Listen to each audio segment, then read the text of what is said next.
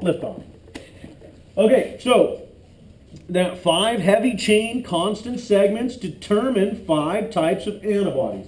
You do need to know what the antibodies are, but you also need to go back to acquired adaptive immunity, acquired passive immunity, okay, innate immunity.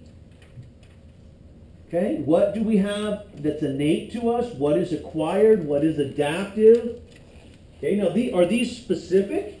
No, they're pretty specific. You know, they're pretty specific, but the B cell is more specific, right? But didn't we say right off the bat that D to the B? So that's specific. All right, so let's pop through a few of these, move along, and see where we end up today. Now, it talks about the binding sites, free tips of 2 variable segments, which bind to antigenic determinant sites. Antigenic determinant sites determines the antigen. Let's say that one more time. Determines the antigen. What antigen is it determining? Okay? Antigen antibody complex, an antibody bound to an antigen. So in other words, they have to match up. So they are pretty specific.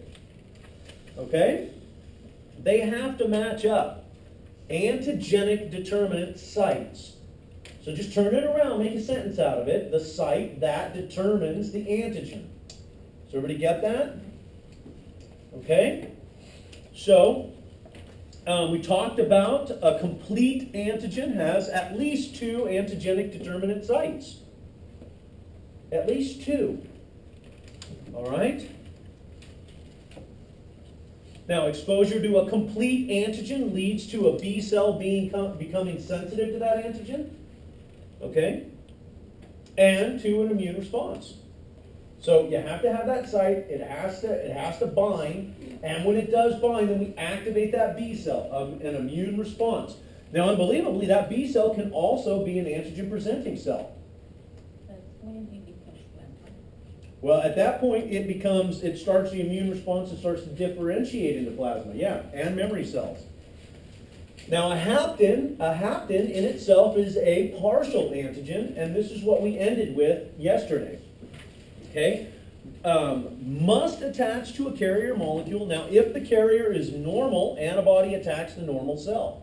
So if it's found on a normal carrier, but because it's an incomplete antigen, we'll actually attack it. And they're using penicillin as an example. Okay, notice the word allergy, though. That's the key right there, allergy. Because most haptens are based around allergies. All right? Or allergic reactions. Can a bee hurt you? I mean, really, a bee hurt you. It's a bee. You're like 200,000 times the size of it. It doesn't know any better. In fact, you should be grateful. When a bee stings you, you should think, oh, it thought I was a flower. Yeah. Yeah, you should be happy that a bee stung you. Okay? But because of haptens, we have an immune response to it. Ooh, wow, that looks familiar. Yeah, and I'm pretty sure that was on your guys' worksheet. It's all about heavy and light and binding sites and determinants. Yeah. Light chains, antigen binding sites, heavy chains. Let's see, antigenic determinants. Okay, sites that determine what antigen will bind to it. Okay, antibodies bind to portions of an antigen called antigenic determinant sites. Okay, antibodies bind to portions of antigen called antigenic determinant sites. Antibodies bind to it. So instead of the antigen binding to the antibody, it's the antibody being secreted that binds to the antigen, which means it's matched up to it. It's actually matched up to it. Huh, look at that. Complete antigen up above. Can we bind to it perfectly? Yes, we can. Come down below, there's a hapten carrier. Does it bind? Yes. Now, if the hapten carrier is normal, but the hapten is abnormal, there is a chance for what? a reaction. Antibody molecules can bind to a hapten partial antigen once it has become a complete antigen by combining with a carrier molecule. So by itself, it's supposedly not a threat. Now, there are 5 classes of antibodies, also called immunoglobulins, Igs, are found in the body. Fluids are determined by constant segments, have no effect on antibody specificity. Okay? So, 5 classes. When we've learned about them, you need to know what they do. Now, we've already got a good way to remember them. We've got a general idea of what they do. Now you really need to know what they do. So there we go. IgG is the largest, most diverse class. 80% of all the antibodies. But then we come down here and it says it can't cross the placenta.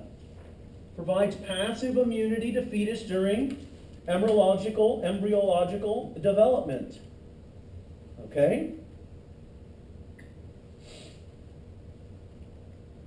IgE. Okay? The cell is stimulated by the release of histamine. Attaches to an individual molecule to expose the surface of basophils and mast cells. What do? They release histamine. What does histamine do? Inflammation. What are all the cardinal signs of inflammation?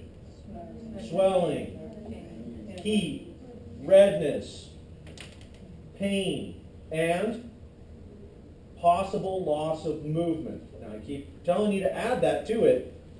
Possible loss of movement. D to the B. Why is that? Why did I actually say it like that? Well, I was actually being honest with you guys. IgD is an individual molecule on the surfaces of the B cell. Where it can bind antigens in the extracellular fluid, binding can play a role in helping that B cell become sensitized to whatever's around it. Okay? IgM is the first class of antibody secreted after an antigen is encountered. The first class that's secreted. Now, IgM concentration declines as IgG production accelerates. Okay, so they go hand in hand. So M it must be first. It's the first one. It's being produced massively. But then as G starts to increase, M starts to decrease, yeah. Okay? IgA what? Is found primarily in glandular secretions such as mucus, tears, saliva, and semen. Gastric juices also, you can add that, gastric juices. Okay, attacks pathogens before they gain access into internal tissues. Okay? Yeah, so it's all about apple juice. It's all about apple juice. Saliva, tears, mucus, semen, gastric juices. Okay? All about apple juice there. Okay, this just goes through and gives you a little bit more of their makeup. Okay? Gives you a little bit more of their makeup. Now, IgM, look at that craziness. That is one big, giant immunoglobulin. Okay? 7 functions of antigen-antibody complex. So, I want you guys to think back, what does complement do? Oh, you look lovely today. It complements. It complements. Now, we've already talked about 2 things. We've talked about cell lysing and agglutination. But complement and antibodies go hand in hand in a series of things. And this is the series of things that you need to focus on. Okay? So 7 functions of antigen-antibody complexes. Neutralization of the antigen binding site. Neutralization of the antigen binding site. And so in other words, when it says neutralization of the antigen binding site, we're not talking about the antibody, we're talking about the antigen. What the heck? Well, there's one binding site. There's another binding site. Can she bind to another cell? Can she do anything? No. Did we neutralize her? Yeah, we did. We actually neutralized her. Neutralization of the binding site. Precipitation and agglutination. Formation of immune complex. Activation of complement. Attraction of phagocytes. Opsonization, increasing phagocyte efficiency.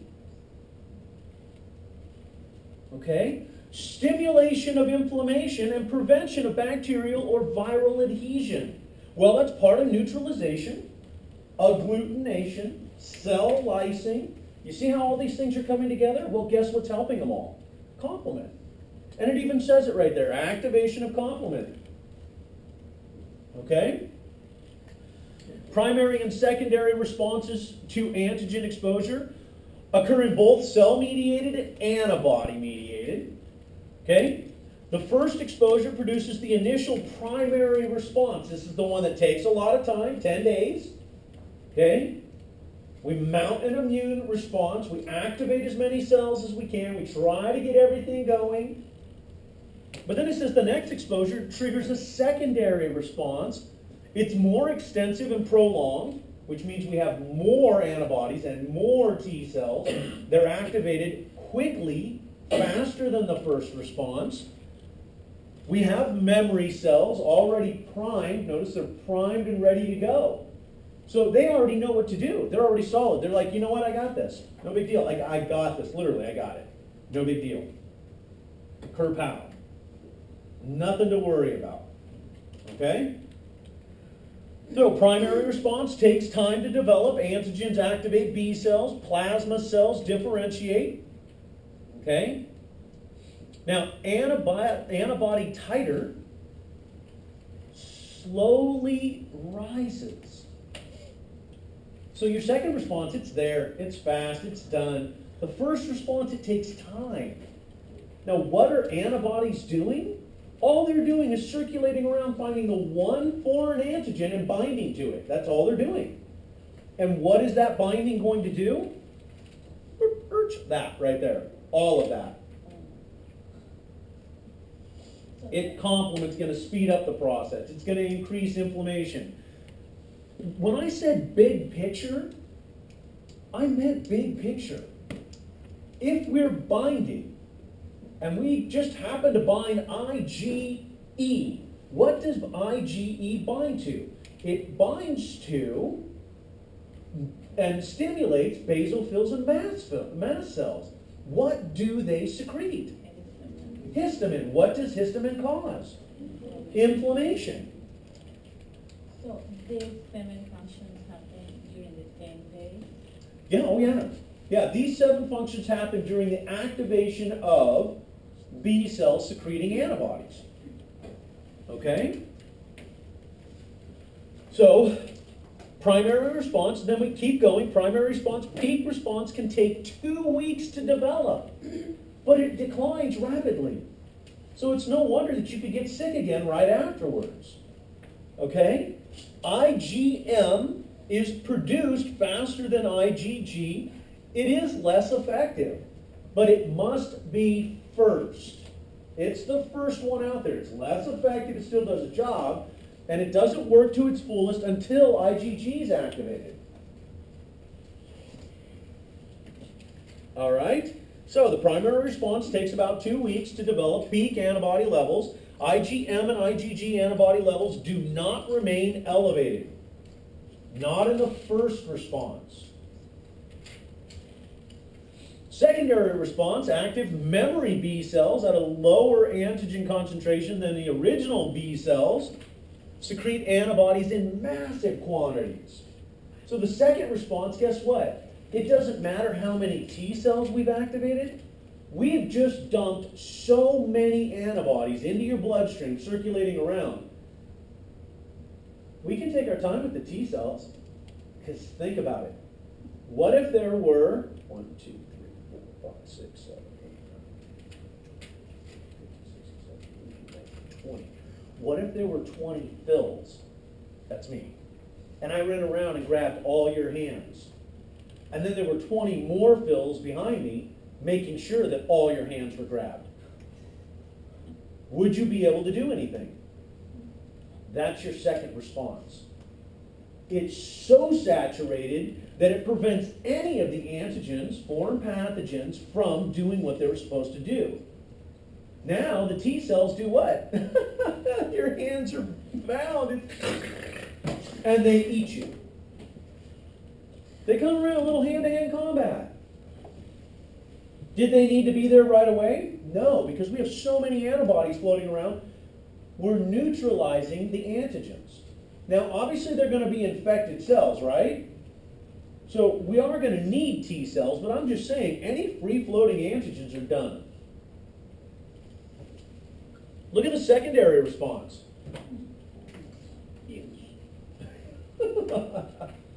Amazing how big it is. It's amazing. So, the other day I said, you get sick, it takes, I said 10 days, they said 2 weeks. Is 10 days in 2 weeks? Yeah. Okay? And then I said that if you got sick again from the exact same antigen, how long would it take? Bless you. You might not even know it happened. Literally, you might be like, and the next day you're fine. I mean, you already sent me the email saying you're not coming to class, but still, the next day you'll be fine. Because you're like, I'm not in class, and I'm not sick, and I'm not going to study. I'm going to eat ice cream.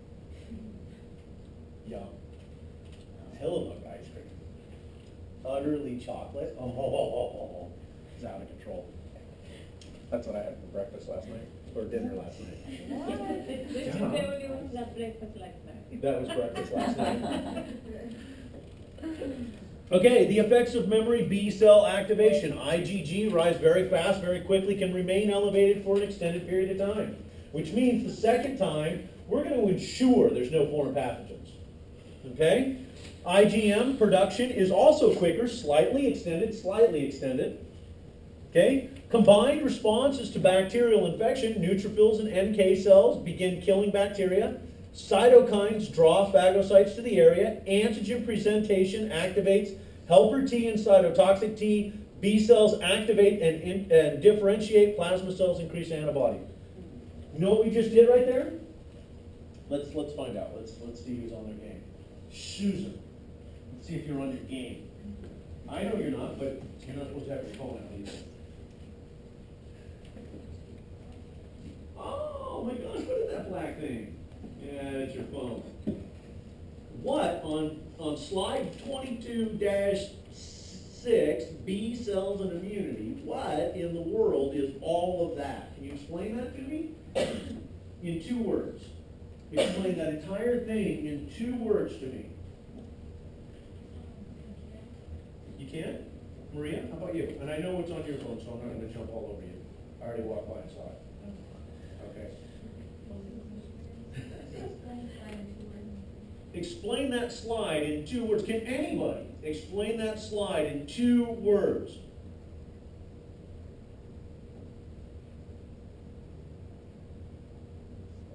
Think about it for a second.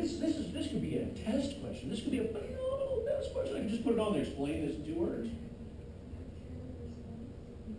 Close, yeah, almost perfect. How about immune response? The entire immune response on 1 slide. On 1 slide, combined responses to a bacterial infection, neutrophils and NK cells begin killing. Okay? We're talking, right there, we're talking about innate. Innate. Cytokines draw phagocytes to the area. Innate. Antigen-presenting cells activates T and helper T and cytotoxic. Adaptive. B cells are then activated and differentiate. Adaptive. Plasma cells increase antibody levels. Adaptive. We just went through the entire immune response, including innate and adaptive, on 1 slide.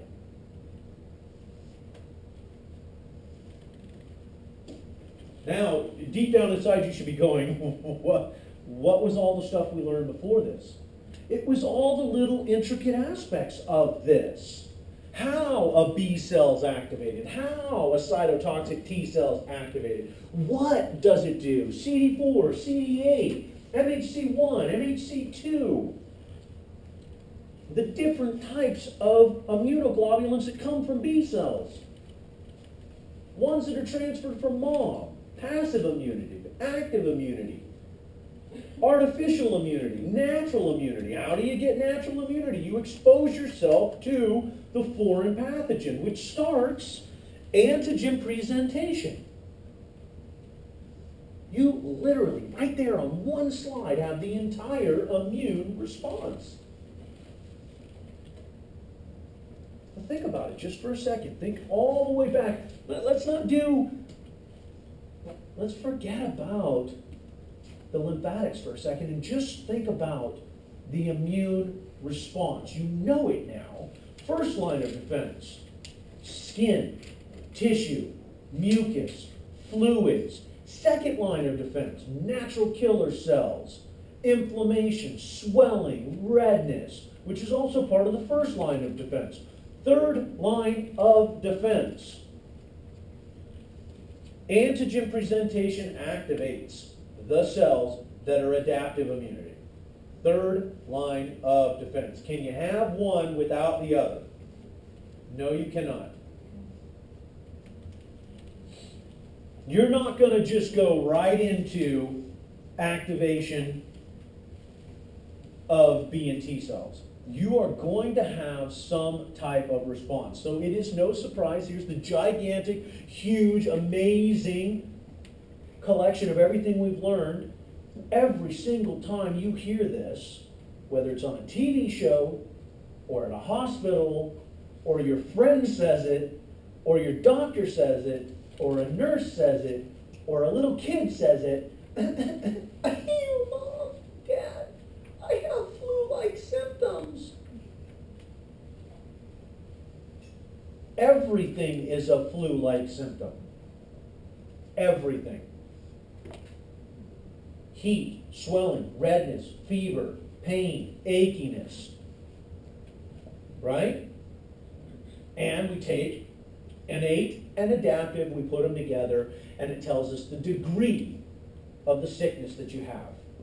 If you stick with only the innate, you clean it out, swelling, redness, heat, pain, but no infection, you lucked out. Infection, we drop down to antigen presentation activates. And now your B and T cells fight off whatever bacteria got into that cut and protect you from it. If it gets bad, possible amputation, but that's like bad. That's like so bad. And then you're a nub. You're like, this is what I get for not cleaning my wound. Yeah. Every single thing we talked about is in that slide right there. Never let monkeys eat bananas. Can we name them all off? Yeah, we can. What is let? Lymphocytes. What are the two primary lymphocytes? T and B cells. What do T cells, what are all the T cells? Cytotoxic, suppressor T, regulatory Ts, helper Ts, memory Ts. What about the B cells? B cells, memory B cells, plasma cells, antibodies. Can we name off the antibodies? Don't mess with gay. What do they do? I mean, we started off with blood, and that's what blood did for us, right? Never let monkeys eat bananas. Do we see the never from never let monkeys eat bananas on this slide? What is it? Neutrophils. The most abundant. They start the immune response. They're not selective, though. B and T cells are selective, not neutrophils. They just kind of go out there and help. Are macrophages selective? No. Neutrophils, dendritic cells, are they adaptive, very selective? No. They just gobble up whatever's foreign to them. Pretty darn amazing. Do I have any questions about this? Because I am actually kind of giddy about this one slide. Like, yeah. Like, time to do Phil dance. It's weird, but yeah, someday. I can't dance, so it's just kind of me doing flailing. Awfully quiet. This is good. Quiet's good. Quiet's good. Look at that. Time in weeks. 1 week, 2 weeks, 3 weeks.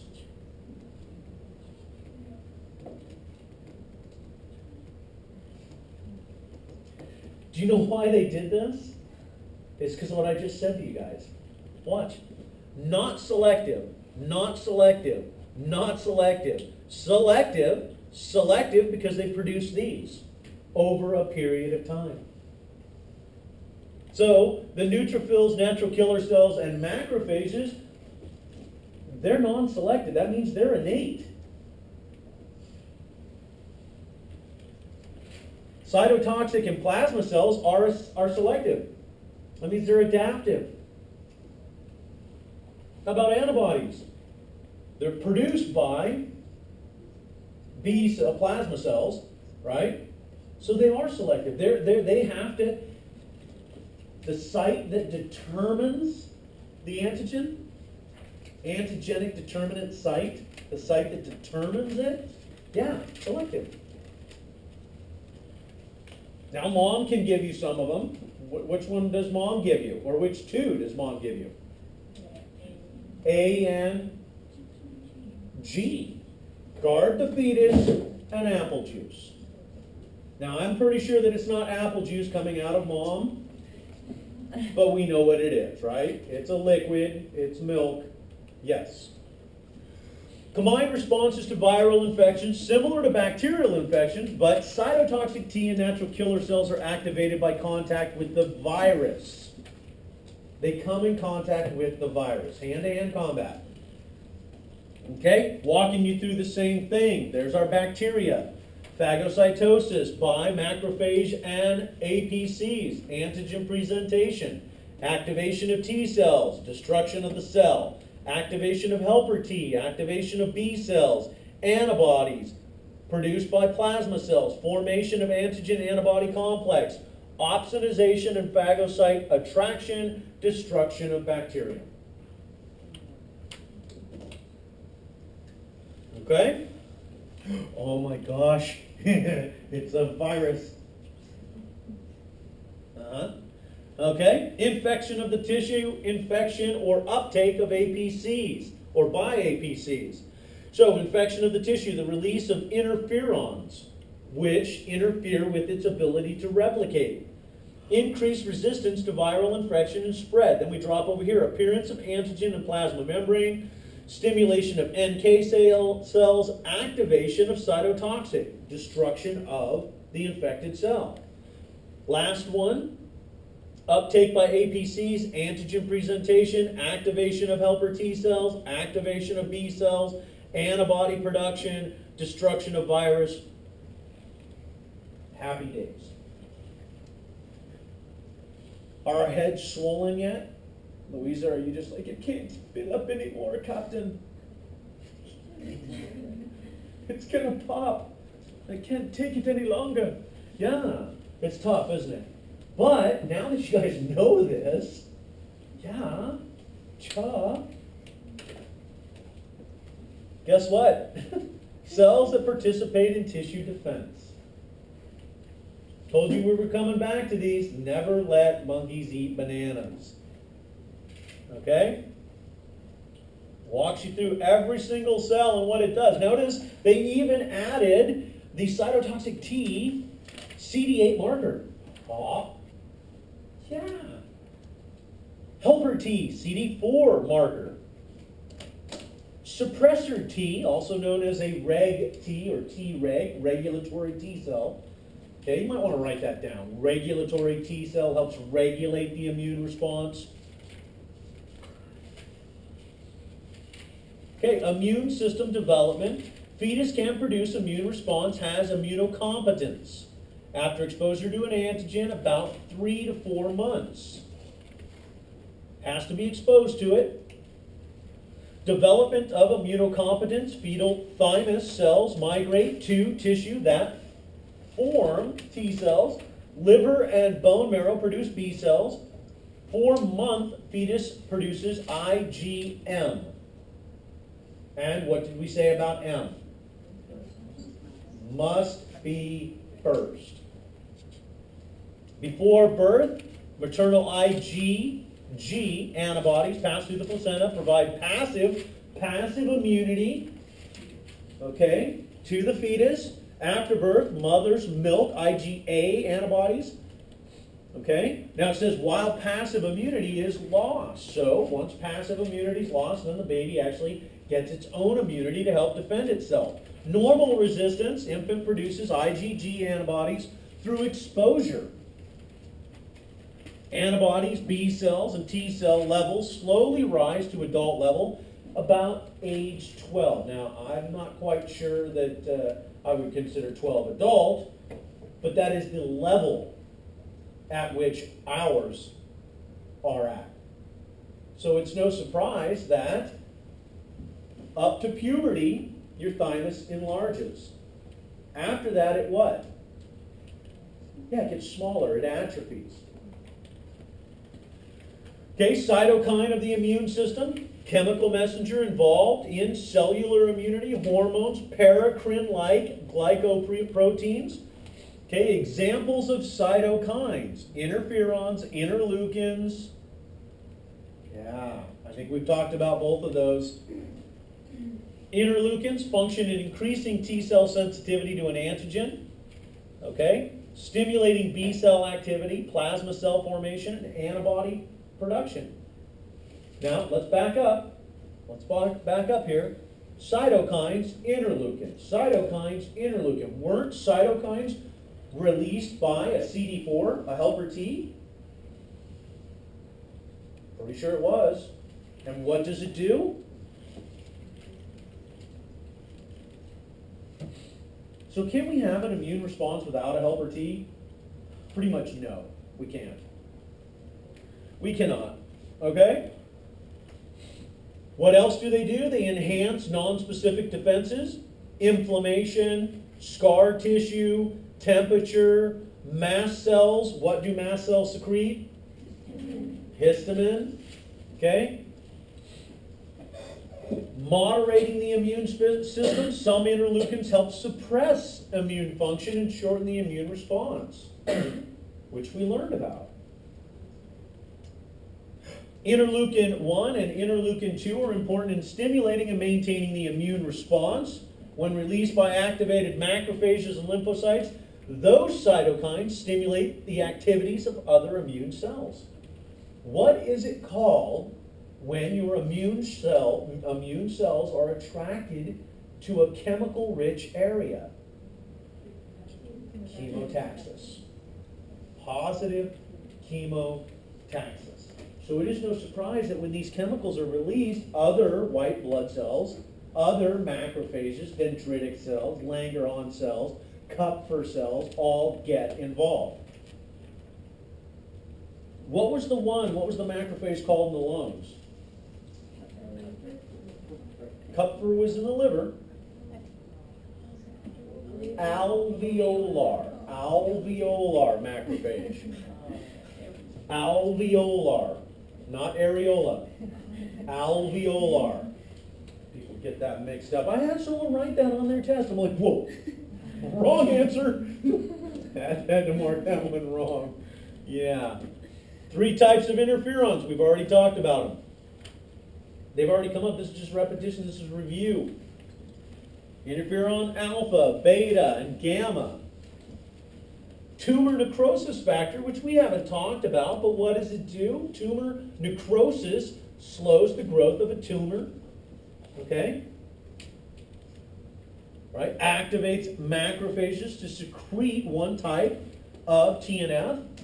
Cytotoxic Ts produce a different type of TNF. In addition to their effects on the tumor, TNF stimulates granular leukocyte production, promotes eosinophil activity, causes fever, and increases T cell sensitivity to interleukins. Okay, so let's back up here for a second. Eosinophils, what do they do? Yeah, mainly parasites, but they also have an active role in stimulating the immune response. Okay? And then what was that thing called that actually turned up the thermostat in the hypothalamus for fever? Nice. Just stumped you. Camera's rolling, I'm waiting. Moo ha ha. How about pyrogens? Pyrogens. You guys remember pyrogens? We're talking about the increase in fever. The hypothalamus is your thermostat. Okay, pyrogens. Pyro, fire, heat, gens, generating. Right.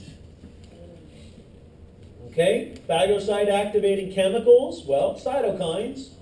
Okay, and then colony stimulating factors produced by T cells.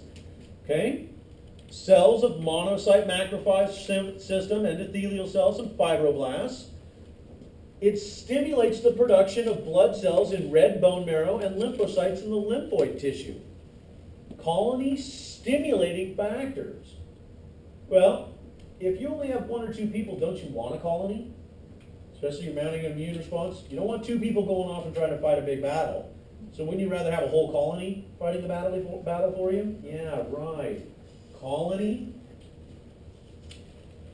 So cytokines are often classified according to their origins. Okay? Cytokines / interleukins. So immune disorders. Well, autoimmune, immunodeficiency, and allergies, which we've touched on.